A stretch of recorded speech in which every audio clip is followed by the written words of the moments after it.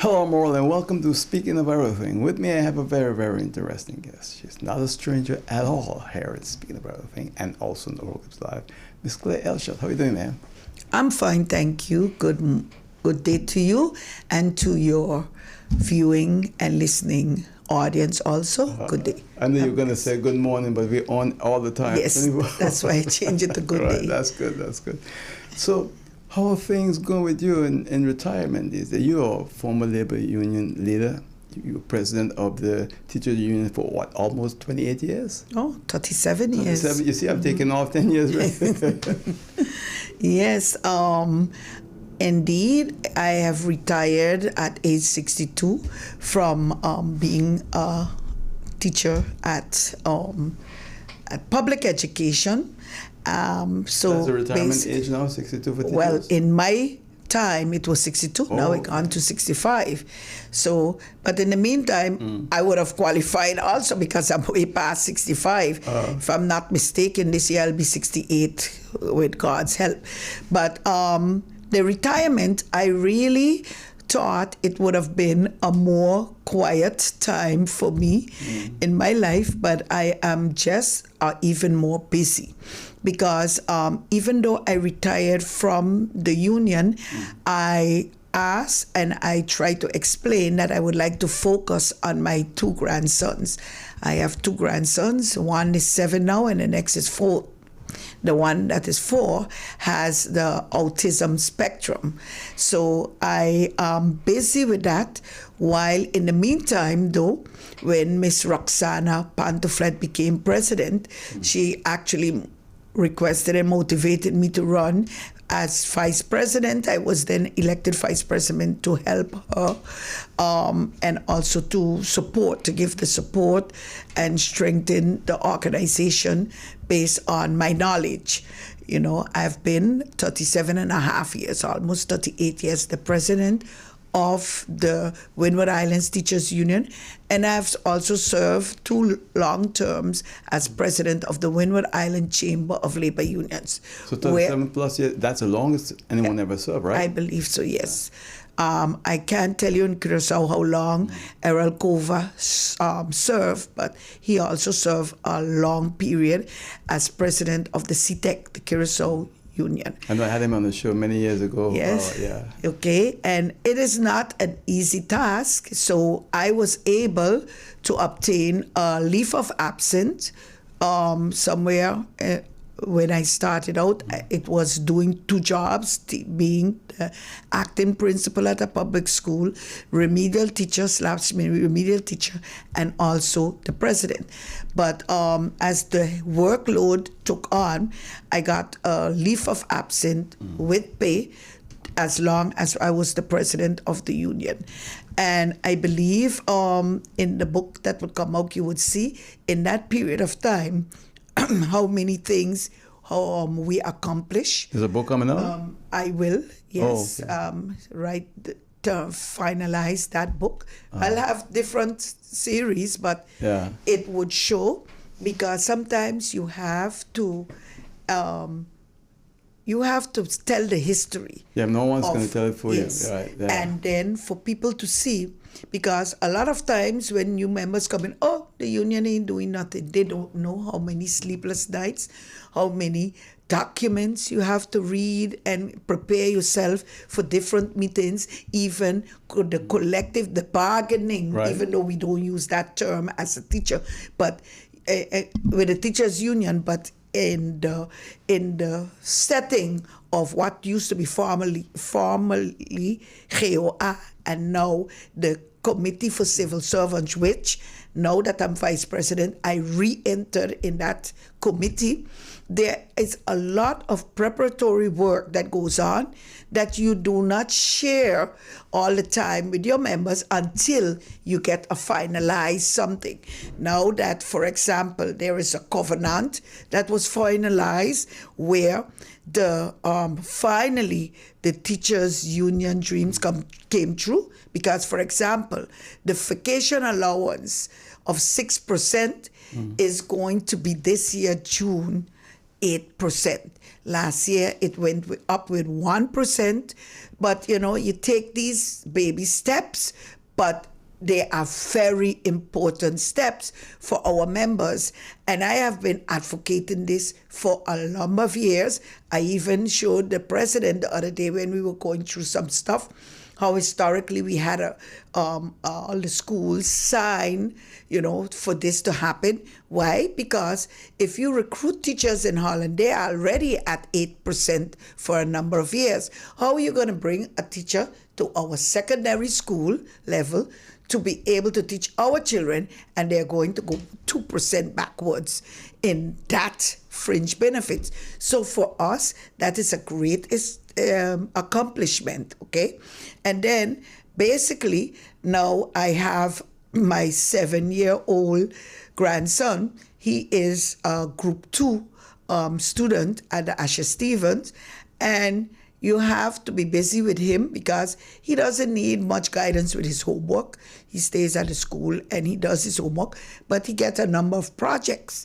These projects for 7-year-olds, I'm like, hey, I'm not going to do your project. I can help you, guide you. And the other day he had a project. He had to do 5 community helpers. He ended up with about 6, but he had to form it in a booklet, so you could imagine. You got to help him fold, cut pictures, and he have to write his story, both child fingers. I had to take it in different days. Then, then I have a grandson. He just make 4, but he has the autism spectrum. From 0, he was premature. Not that much, but he was premature. He born in December, while he should have been born in January. But his development from 0 to 2 was quite normal until I used to go to the clinic and ask them, you see anything premature on this child? But from 2 to 3, I started to see the red flags. And definitely, I went to the house doctor and I explained her he has autism spectrum. And from then, we started to work to get him referred and to get him to get some help. Up to today, it didn't happen. 2 referral letters, 1 expired already. And on Friday gone, I was verbally active with Mental Health Foundation, expressing my disbelief, number 1, my disappointment, and basically telling them, how more of a waiting list can you be selling to me that you have a waiting list? Then probably I should go to the government and say they need to hire some more psychiatrists and psychological developmental personnel. There's quite a shortage of them on the island, right? Yeah, so you have a shortage, but versus the shortage, you cannot continue to tell a client that has been waiting over a year that long already. Yes, that because the first referral expired, and now the second referral is in that you have a waiting list. I don't care about your waiting list at a given moment. Right. I care now about the follow-up for my grandson. And then not only that, there are a number of children out there now. And I would take example on an educationalist in Curacao.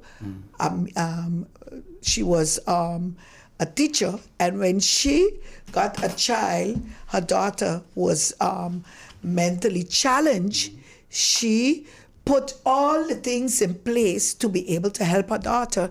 And that's how we even have how you say that type of living where when the children grow big and then they go together and they have that type of living. Aminta Sprockle, the Costa Gomez is her name, and basically she did that. So as a grandmother, if I'm noticing that, and I am hearing from other persons that their children are not being accepted in the regular schools, well, I could understand why, etc. Then it's time I have a talk and a meeting, and a structural meeting with the Minister of Education too, that the Minister of Education would realize that if these children exist, we need to create the infrastructure within the educational system to be able to deal with these children. So then, one of my suggestions would be take 3 interested young teachers and send them off to specialize in the autism spectrum and how to deal with it as a teacher. On Facebook, you would see all kind of parenting tips, but I don't need no more parenting tips. I need teachers that are able to deal with this and to, developmentally move these children forward. Because most of the time depends on early detection and early intervention.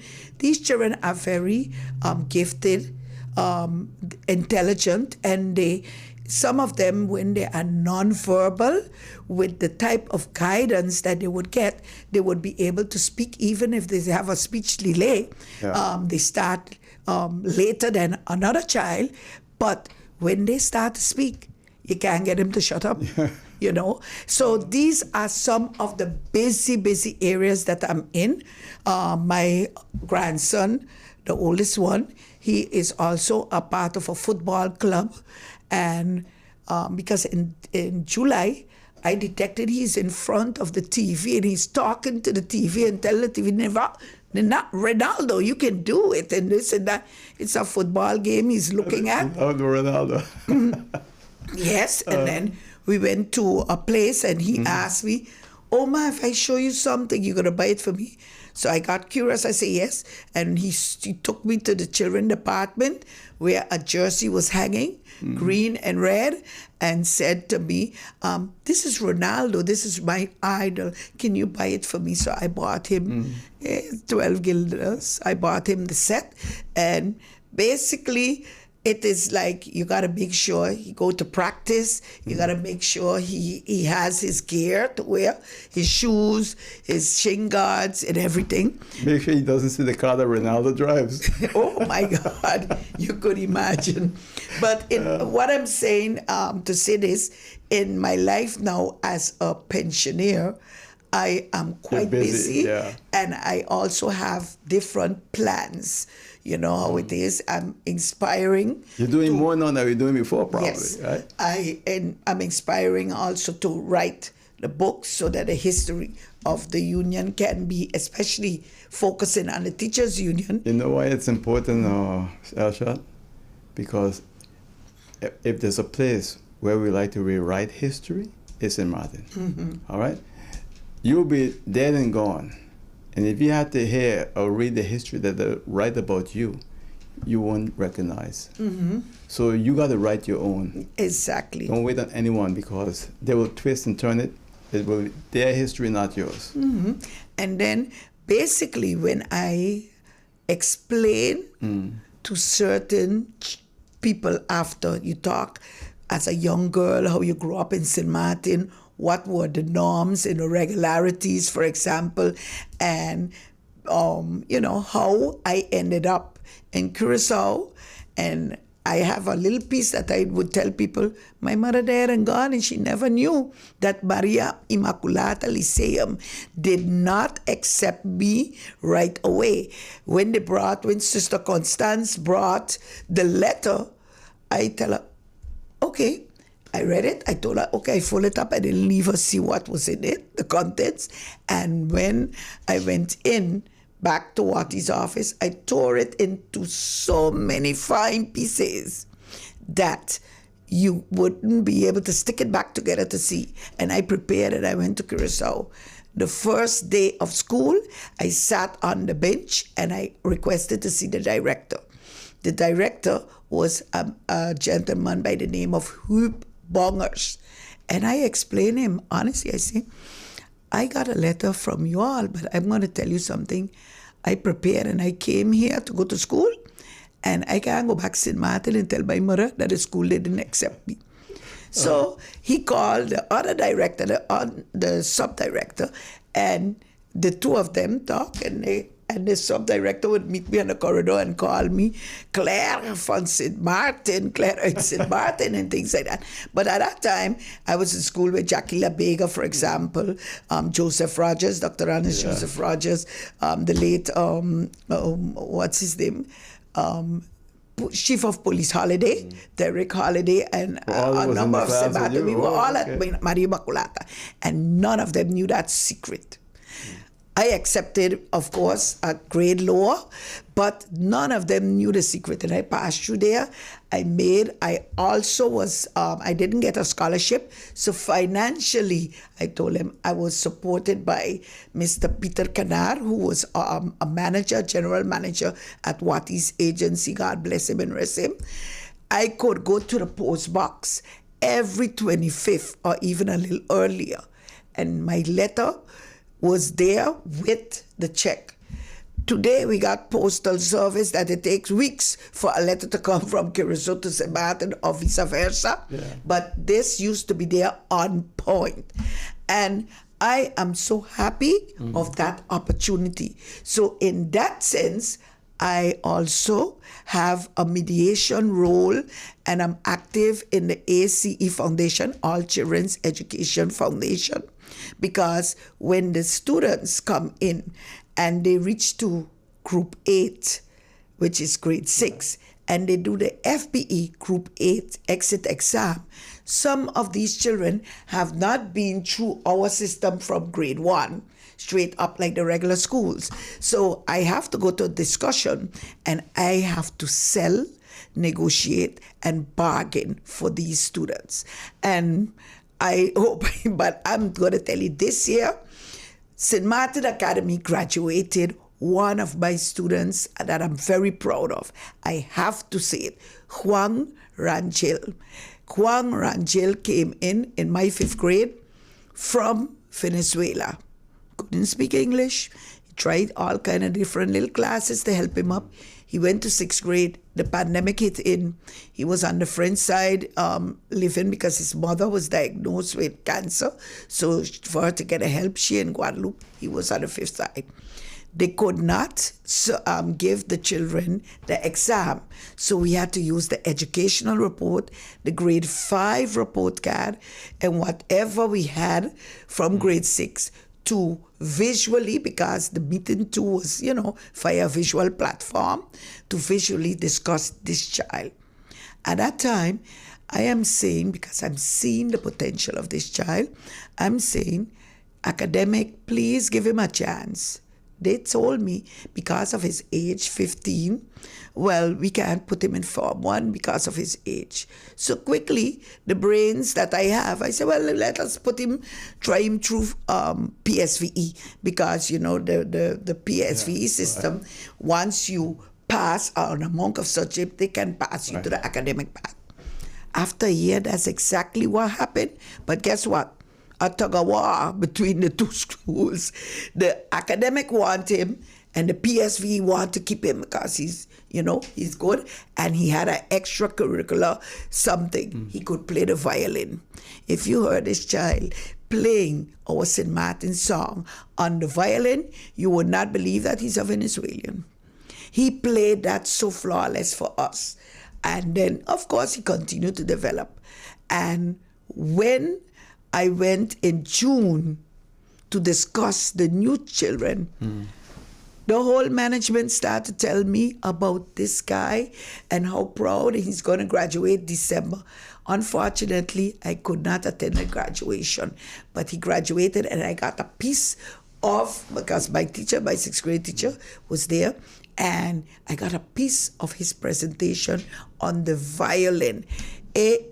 I'm going to tell you, a proud accomplishment. But he came from the ACA Foundation School. He just graduated, and as I was made to understand, he's going to go to Europe.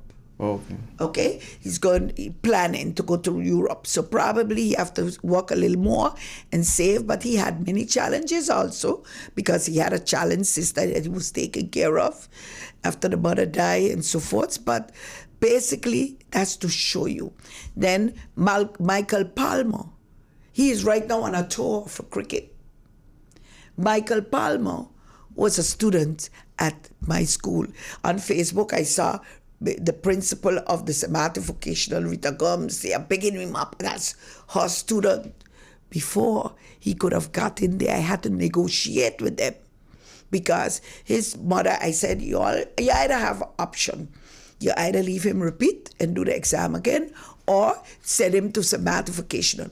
All of this advice, you have to prepare and know how to send it through. And Michael Palmer's mother said, I'll send him vocational. And I say, remember, in vocational has a rough life on the side. But if he stay focused, you know, friends and no fight and this and that and the other, he can make it very, how you would say that, very far. Because I had some students, some girls that came in from Haiti, and one supposed to be working right now as a nurse because she graduated at St. Martin Vocational, cum laude, and she went on to NEPA. And NEPA, there she went to the nursing program. And the night of her graduation, her father came back and told me, he said, when they call her up and she's stepping and going to get her degree, he was there bawling out loud, thank God for Teacher Claire, thank God for Teacher Claire. Because when these children come in, their parents are here, have their legal status, they legalize and bring their children. What happened is, no school wants to accept a child 13, 14, 15. Of course not. No elementary school. And to go to secondary school, they have to make the placement test. Whether it's at St. Dominic or at St. Martin Academy, they have to make a placement test. That is a different test, different to the FBE Group 8 exit test. And this placement test would place them then not in Form 1, because that's what the FB would do, either Form 2 or Form 3 to continue to connect.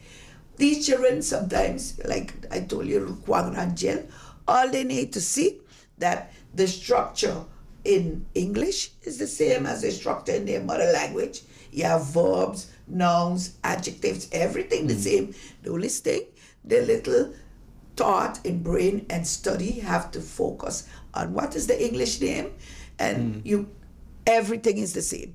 For maths, is the same thing. Oh, yeah. You know, also, yeah. the only thing, for example, I was trained as a teacher in Dutch. The only thing for me when I came to St. Martin and had to switch to English is that through the manuals, then I had to realize that what we use as a point in Dutch is a comma in English in the number, and what they use as a comma is a point for us. Okay? So quickly, I mean, right, I had to adapt to that too, but I now know the system long time because I'm over 30-something years in St. Martin. So when it comes to preparing the children, we more or less also know what are the things from their country versus our country. I want to go to a break. I want to come back, ask you about that. In case you've just joined us, this is, speaking of other thing, Ms. Claire Elshot. She's an educator, retired union leader, involved in a lot of social activities here in St. Martin. When we come back, we'll speak with her here on YouTube, Facebook, and on Hot 99.9 FM Radio. Please stay with us. We are vibrant, expressive, warm, and diverse. Together, we conquer, and now we expand into new horizons, giving you more of the best. Introducing our new Bankomatico Plus with wider acceptance, purchase protection, and enhanced security. Whether you're online, traveling, or in paradise, experience more with Windward Island Bank. Bankomatico Plus, more of the best. My guest here on Speaking About Everything is Ms. Claire Elshot. She's an educator, former union leader. This lady is incredible in terms of the things that you do. It's unbelievable. And you're now retired. You're even doing more work. You have a school that deal with children from foreign background, right? Yes. So that's where you were speaking about the issues that those children had and how they can fit into the other school systems. Yeah. Yes. So you mentioned one guy's a cricketer, you said? Yes. You can see him all over the newspaper right now. And that's Michael the one Palmer. that came from your school? Yes, he came from my school when his parents brought him here, but his parents, Cutty, worked at the casino for years, and he have been a part of the St. Martin Society paying tax. So the fact is that a lot of people will say, oh, the school is for illegals. Since the policy changed, the school, we experience parents come to get their letters for saying that they have a space for them, because before they can bring their child, they have to put in this process. That's one of the the requirements, and then a school letter, and then they would process this at immigration, and the child will get a landing permit. With that landing permit, I believe in some countries they have to take it and get a visa.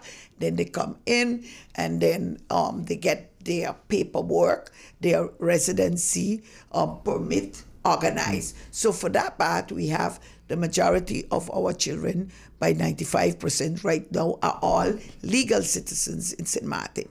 Now the next step is, once I give them a letter as a school, it's my obligation to be able to give them that service when they come also. And a lot of times, we have a number of years that we are in this development. And the other day, I just had a meeting with a gentleman from the UNDP, there's the development agent. And when he heard from a good St. Martin Trinidadian about my school, he wanted to speak to me. I make something, and we had a meeting, which is Mr. Peter Blackburn. We had a meeting with this gentleman, and the follow-up up to yesterday, I got a call from Trinidad. They're busy organizing now a meeting with me to hear how they can help.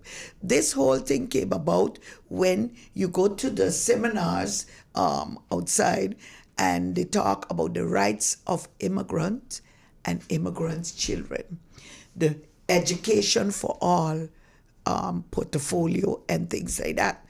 Now, it was clearly stated on that platform, if the government don't do anything, because when I reached here in St. Martin in 1988, there were a lot of those schools that mushroom around because the government just didn't have the capacity to deal with these children in the public education. They just didn't have schools. But it was also a problem where you had people that had no knowledge of education running these schools. Well, that also, they tried to help the children out. You were educated, you had knowledge, but a lot of them didn't have that. Yes. That was an issue I remember very well at the time, So at a given moment, I am now in the phase where at the international level, they might be able to help something with the school, because we were large, then we shrink. When after the pandemic, it's very small. It's challenging, but guess what? They all try to find out how I do it. I don't know. I believe I have a magic wand, because for me, education did something for me. You know, my mother, a single lady with 9 children. I was number 2. Education was what did something for me. So, and you know my youngest brother, Antonio Aventurin. Right. He is also an educator. He has sports forum on Saturday. He's quite busy in the community also.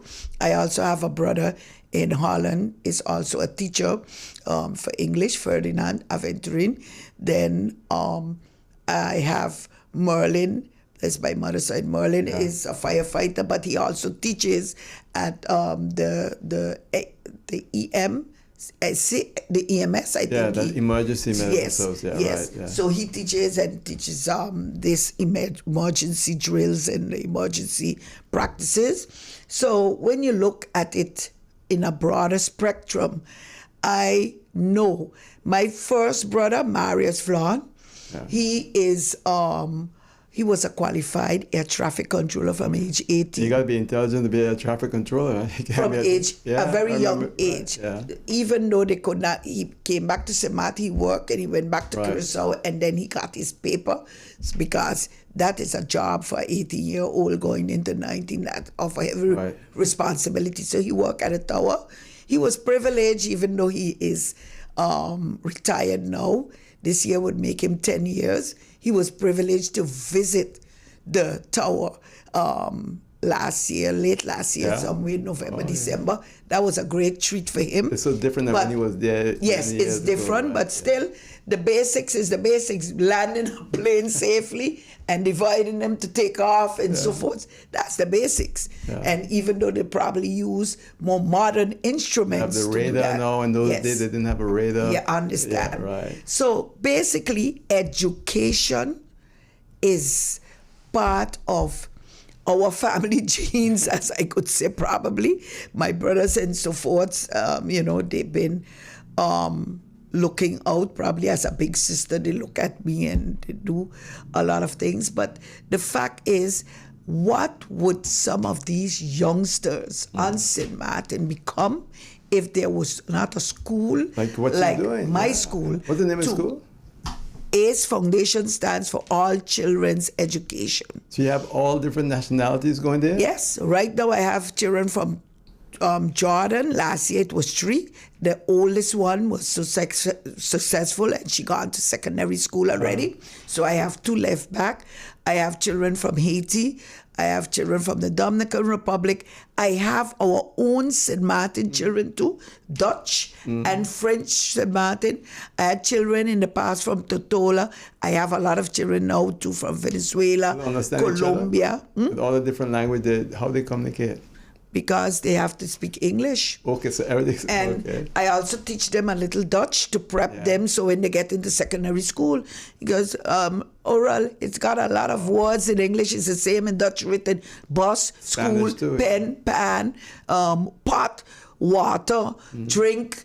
A set of words that is written the same thing. In Dutch, they only pronounce it like wise, but in English it's written the same and it means the same. So once they get the taste of it, look, even to the months of the year, November is written the same, September is written the same, December is written the same. The only thing I tell them, the months of the year in Dutch is not with capital, unless it's at the beginning of a sentence. In English, it's capital.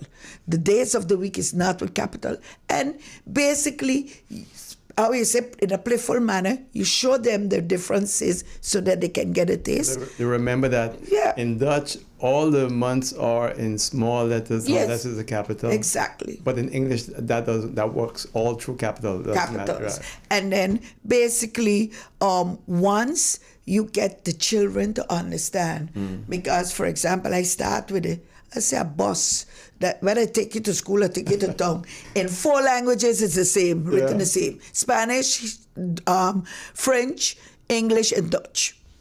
So what are our problem? We don't have a Bible here. When you go to secondary school, you get the 4 of them. It's about passing them. Because you know how many of them now are working in a hotel or at the airport? How many of my students? But how many schools they have like yours now on the island? I am not too sure. I know mine would prepare the children for sure, but I don't know because the ones that I knew, they are all closed. Yeah, I recall many years ago at the time, Ronald Groeneveld was head of the education department. You know, that this whole issue on the schools that they were not regulated and everyone was doing their own thing. But listen to you as an educator, it's different because you really understood the system and you do it the right way. Yeah. And actually, I started out with afternoon classes within the public schools where I was working.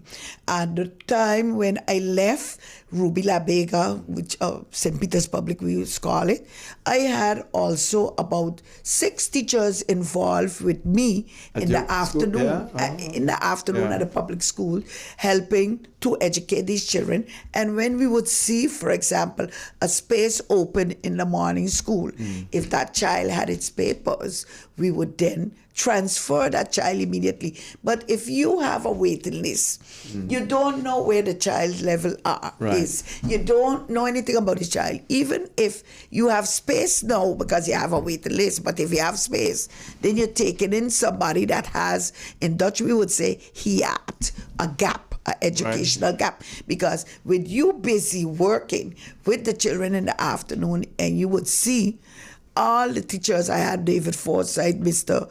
Gloria Boxell, Mr. Keith Gittens, Bernadette herself, and several other teachers that would, based on the children's age, when I register, I would put them in groups.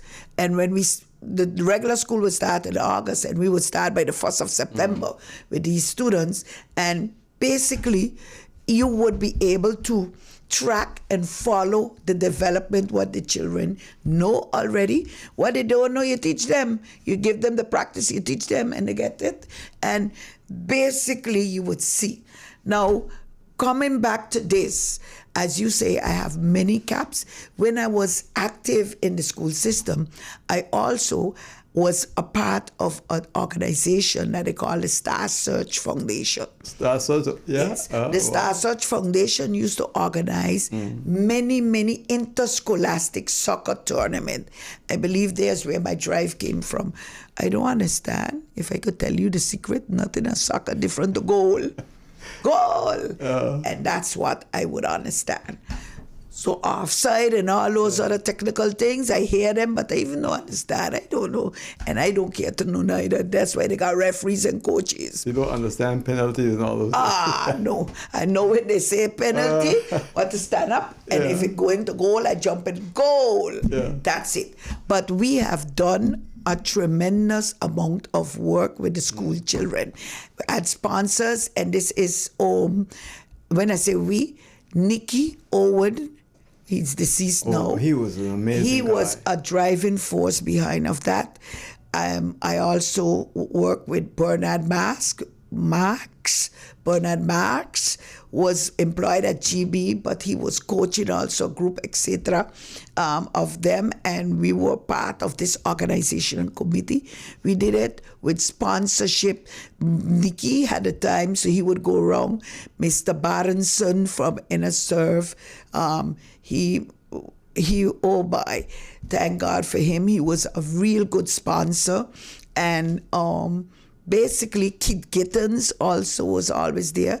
Unfortunately, right now, Mr. Gittens is at home also. He retired, but he has St. Martin home.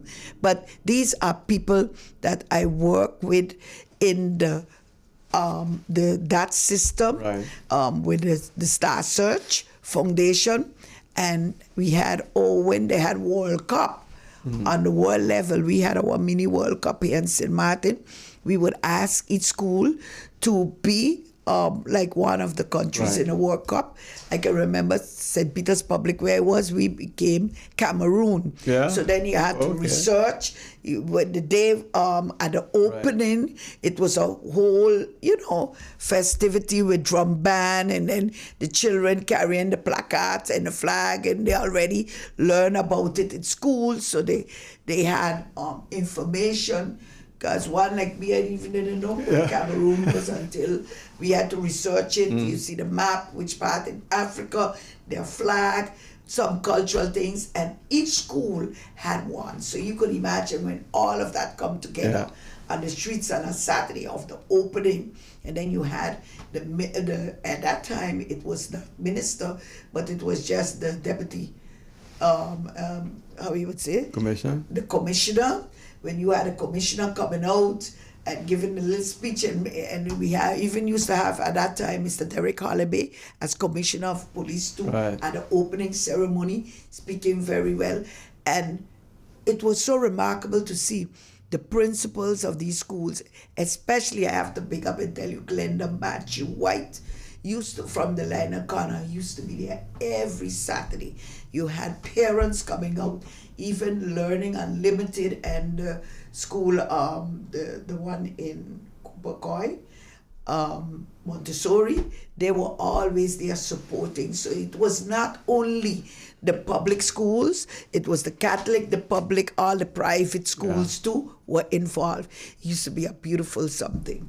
And I used to be the secretary that would send out the invitations, write the letters, send them out, invite, and have everything put up together. And that was part of my drive back then. So when I became the president of the union too, I started to diminish, and I came out of the organization, but I would never forget that experience. So if I tell you, I can write multiple books, because these are beautiful work that you do. And I don't need a recognition from a queen or king for it. The work that I have done for the youth of St. Martin, I need the blessings of God. But what if the Minister of Education called and said, Mr. Elshot, we'd like to get some advice from you, your background in unionism, education, your school work with youngsters from abroad and different background, etc. Would you be available? Yes. And on the contrary, as I told you, I just had a talk with the gentleman for the UNDP. I know, but that's different. That United Nations program, right? But I'm funding program, and he now contact me. Well, I contacted her to tell her that I'm going to have a talk with these persons, and I promised to send her also some information on the school, because I wouldn't want that if either in a press briefing or if these people ask her a question that she just came in as minister, and it would be quite unfair if she don't have, at least the vision, the mission, and the goals, the objective of our school, that she would know. She would be able to talk. I didn't go to know, let's say, part of a funding, because the last funding agent, which was the St. Martin Development Fund, it was just before the hurricane, when I would have been the 26th, when the AIDS Foundation would have been the 26th organization to receive financial aid from them, everything.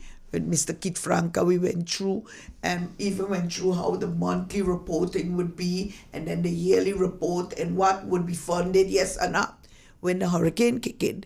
So then the focus changed, and the new funds didn't come, so I fell through the crack again, because my organization was not honest yet. And then the St. Martin Development Fund, they start to focus on home repairs, because that became the priority, which I could understand. After Irma. Yeah, after Irma. So, which I could understand. I'm very grateful to Mr. Maksud from Nachiko, because they were able to provide me with a building that was standing in Cold Bay, where I could have used it free for at least 5 years. So even though I pay rent now, I can't complain. I am very grateful and thankful for the little helps that you get, or the big help that you get. They are all influential in the way how you later continue to plan. I also, last year I didn't subscribe. This year I don't want to subscribe either, because I'm so busy. The St. Martin Do It also helped me a lot. With whatever they gave, you were able to, paint the building and get it looking good. The year before, we did a garden in the back. It was really chaotic behind here, so we got it cleaned out, and we got some plants, some different types of banana trees planted at the school. But it was also an educational part to show the children how you plant seeds too, pigeon peas, this one, that one, and different pots. Leave them do it themselves, and then transfer it to certain areas. It is, you try. We are also very grateful to the sailing program of the St. Martin Yacht Club, because with that sailing program, it was afforded to us like 3-4 years ago. And one of our students that is now at the Charlotte Brooksin, that student had all kind of fears. He came in from a regular subsidized school, but felt very, very bad, because they were asking him for, I guess, a little of nothing point to repeat a whole 5th grade. And his mother being an educator, she took him out and brought him to my 6th grade. Well, he passed the best, and basically in his, as the best, the person that passed the best with the highest score, you have to, at graduation, you have to say something. And he explained that the sailing program is what gave him that confidence and calm his fears. He was like, when you get something like that from the school, you're like, you're in doubt, you're doubting yourself, etc. The sailing program and he gave such a wonderful speech. He explained how he loved me. I'm a fashionista, he's called me, because he said every day he loved to look at me from my head to my foot. I'm combined. But that's just the little part that made me laugh in his speech. But the essence was that the sailing program is what established that take away his fear and that confidence. So he didn't want to go to St. Martin Academy because he had a brother there. So he chose for Charlotte Brookson. And he had to do an audition before he was accepted. And if you see or hear what he did, it was so tremendous. You know that the children, then you give him a second chance. He got a second chance, and he just took advantage and blossomed. So what's next for you? So what's next for you now? Well, the only thing that I would be able to continue with what I'm doing, trying to make it a little more perfect, try to slow down and take care of myself too, and try to, let people know who Claire Elshot Aventurine was. You see this title, Elshot and Aventurine, that's confused people. I know. But I'm that little girl that they used to call Clary, grew up right here in Colby. Yeah, the child of Christabel, Miss Christabel, and the most famous, I believe, cockfighter in St. Martin back in those days, over in French Court. Daniel? Yeah, in Coconut Grove, Daniel Bobotui. So basically, I am a child of the soil, and I'm very proud to be that St. Martiner. People come here and believe that they know St. Martin, and number one, they call our St. Martin people lazy, probably, and all kind of thing. And I have to tell them, you don't know nothing about St. Martin people. As a little girl, with these hands, I pick up rocks. We didn't have BBW. I pick up rocks and sort them from small to big and put them on piles for my mother to build her house. And we helped in Millerigion when our father was building his house too. And I say, you don't know nothing about St. Martin and St. Martin people. So please, don't label us, don't give us stigma of St. Martin people. Right. You understand? Because a lot of people like to come here and do that, even though they make St. Martin their home and they become somebody in St. Martin. But I am really definitely a St. Martiner that would proudly say that on St. Martin's Day, I can stand on the border with 1 foot on the north and 1 foot on the south. Not many of them. Not many, but I was born on French St. Martin and grew up between the both St. Martins. Right, that's you good. Understand? Because we had, for example, my mother had a good friend on the French side. We would call her Tante Vivi, but she was Vitalis Hamlet, and we used to spend vacations by her. Yeah. But I never knew she was in my mother's sister. Because the treatment that we got, and it really goes to say that when they say it take a village to raise a child. That was those days. In those days. Yeah. And I believe that if we can get some of that back, we would be going on the right track. Yeah. Next thing, it hurt my heart to see how much pumpserettes all over the place, Belvedere, Colby, all over the place on the ground. People don't eat them no more. Oh, because we teach our children how to eat the pumpserettes. Oh. You understand? Yeah. I can remember my days climbing, what you call those trees? Kenep trees. Yeah. You could imagine this little girl climb up in a kenep tree, sit up there, eat all the twins, and then throw down the branch to my brothers and them downstairs. They got, catch. Those games. And that's why I told my brother to Celeste Bobotui, he published a book, the toys that we used to make.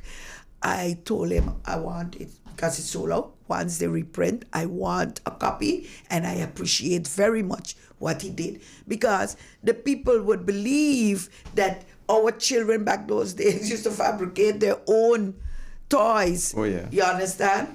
We had make everything. Make our sailing boats, all of the sailing boats, and then especially the ones with the milk tin, what you call those things that you just ride, like wheelbarrow, something like that, and with a Oh gosh, they used to find the things and they drive it around. The children used to do a lot back then. So basically, all of that has gone out through the door a little with our TV and children sitting in front of TV. Social media just... And they don't use their hands anymore to do creative and inspiring work. So basically, going back, I noticed our former Governor Matthias Voges did write books. He's very active, man. Yes, like cul-de-sac people and so forth. Yeah. Colby people. I'm going to tell you, we had a gentleman in Colby named Milton Josiah Peters. And when you see anything that happened in the morning, you could look at his house and know, Pops, what happened? The Queen got a child, a baby, so he got the flag up. You know, when it's half-mast, you know what's happening in Colby. When you hear the bell ring, depends on how the bell ring, you know, when it's Sunday school starting, church starting, or when it's stolen for a debt. You understand? You know that as a child because you grew up in that. A lot of these things gone. The other day, Agnes Aventurin also wrote a book. She wrote it on the lady we used to call teacher, Albertina Joe. We used to call her teacher. These are the things that children nowadays wouldn't know teacher. But we had the privilege, teacher. You go there, you buy plums. Just a 1 cent, give you a whole set of plums and things like that. It's a whole different, you know. You see, we're fastly changing from the Simradin that you just mentioned to a whole new Simradin. And like you also said earlier, a lot of people come here thinking they know Simradin. They don't. After the program, I'll give you a short story on my experience with that same thing this year. But the thing is that we have to be careful because, you know, people tend to say we don't have any culture. And what you're describing about, it's our culture, our way of life. Exactly. You know? I remember when I was a little girl, when they used to have what they used to call on the French side, fête. Yeah. When you go on the main street, what are these ladies sitting down with a wooden tray and all kinds of sweets, peppermint, twist ones they would make out of sugar cake, all kind of sweets. I used to like that. And I'm going to tell you, if diabetes comes from that kind of sugar, then I would have been the highest in diabetes. I ate those things that all it cost me was like holes in my teeth, dental work. But I'm going to tell you, they were the bomb in those days. There was a lady in Colby, Miss Chrissy. When Chrissy make those brown sugar cakes, sometimes hot, I would stand up while she have them out there, you know, cool it off and wait to buy my own because I love those things back in those days. And by the way, the coconut was grated by hand. Exactly. Not in a food processor. No, sir. By hand, and everything was done by hand. You mix it with the stick or the wooden spoon. You don't have those type of things. You know, food that is done by hand tastes better than food processor. Okay. Maybe it's my mind, but I don't know if it's your mind, so. but I have a mental problem because I don't have a food processor. I don't know how to work those things. The only thing I have is a blender. Okay? But when it comes to things to make cake and so forth, well, I'm not a cake person in making cake. I love only a certain amount of cake. So, for example, if you bring me a cashew cake, I love the cashew cake. I love upside down pineapple, but don't ask me to bake no cake. Ask me You'd be to lick surprised. the batter. It's easy to bake. Yeah, but you know, and these are things though that we should let our children, our St. Martin children, and even the cultures that come here, because when you look good, whatever we eat here, we eat all over the Caribbean. Yeah. Probably just make it in a different way. I am a person, I have traveled a lot for different seminars, etc. In Mexico, for example, I found that I was eating tuna, you know, the cactus. Oh, tuna. yeah. Oh, that's nice. That's nice. telling you, I eat it too. People ride at home sometimes. Yeah. And then these black beans is now they are saying it belongs to the Haitians, Saspoa, whatever. But when I went to Costa Rica, my husband and myself, we went to Costa Rica, and he was so in love with it, and he bought 2 packs and brought home curacao for us to cook. But when you look at it good, when it comes to me, I have a lot of different experiences on different levels in education, in trade unionism, in the travels for trade union seminars. I was in Bulgaria at the Education International conference there. I was also in Thailand. I went to Argentina. I went through the Caribbean here. Santo Domingo was the best in preparing me in the trade unionism field. So I really, really have that type of international exposure and knowledge. Capacity building was actually one of my missions, to build my capacity. And the Bahamas was also a good learning ground. It is that our population is small, and that is why, and our pooling is small, and that's why we don't have some resources like to get our own building. But I am very happy of what I have accomplished as a trade unionist, what I have accomplished as a teacher, a remedial teacher, and also as you always got challenges in life, in your personal life. 2 minutes, yeah. But how I was able to overcome a number of them. Well, I hope you're not too busy for us to have you back sometime again, because, man, in your retirement, you're doing so many things still, and I really appreciate it. So we have 30 seconds, all yours in closing. Yeah, well, in closing, I hope that I've been able to share a number of different areas and views with you, Oral. And anytime you would want to have me back to go deeper in anything, I am also a WhatsApp away, as we would say. Appreciate it. So just contact me, and I hope that your listeners would also enjoy and, be enlightened in what they're hearing. And I hope you get through with your grandson with that issue. Yes, I'm working hard on it. Okay, good. And I'm not going to give up. All right, great. Thanks again. All the best. Okay. Thank you. Too. And that's it for now on Speaking of Everything on YouTube, Facebook, and on Hot 99.9 FM radio. See you next time. Take care. Bye.